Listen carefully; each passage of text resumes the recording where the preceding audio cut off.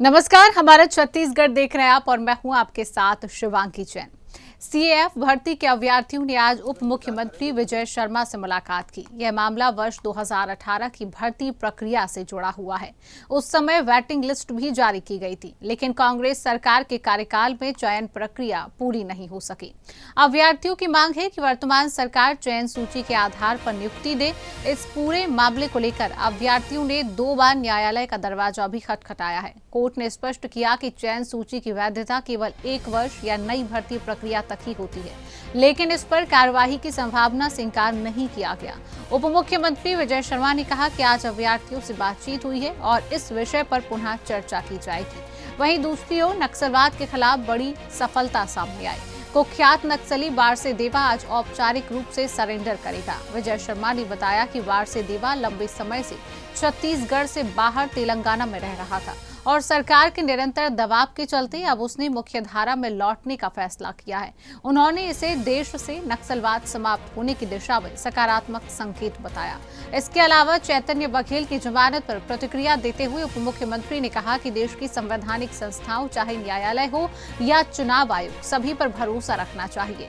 यह पूरी तरह न्यायिक प्रक्रिया का विषय है। साथ ही सरकार कर्मयोगी अभियान और जनजातीय विकास पर भी विशेष ध्यान दे रही है। पीएम जनमन योजना समेत कई योजनाओं के जरिए दूरस्थ और जनजातीय इलाकों में सड़क, अस्पताल और एम्बुलेंस जैसी सुविधाएं पहुंचाई जा रही हैं। सबसे बड़ी घोषणा यह है कि नक्सल मुक्त घोषित पंचायतों को 1 करोड़ रुपए की विकास राशि दी जाएगी। सुकमा की एक पंचायत को यह राशि पहले ही मिल चुकी है और आने वाले समय में बस्तर के सभी नक्सल मुक्त गाँव को इसका लाभ मिलेगा।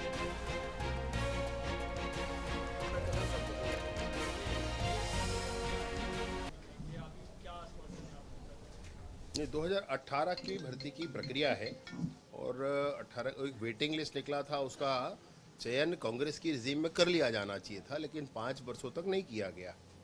और 18 की उस परीक्षा की भर्ती में इनको अभी इनकी अपेक्षा ऐसी है कि सरकार उस चयन सूची में से सिलेक्शन करे। इस बीच में 2 बार ये कोर्ट भी गए। पहली बार कोर्ट में गए हैं और फिर दूसरी बार कोर्ट में गए हैं। तो दूसरी बार कोर्ट ने कहा भी है, हाई कोर्ट ने, कि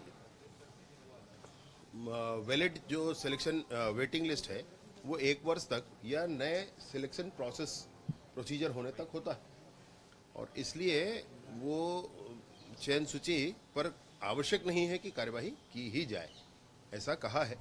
अब आज पुनः सब लोग आए हैं, मैंने बात की है एक बार।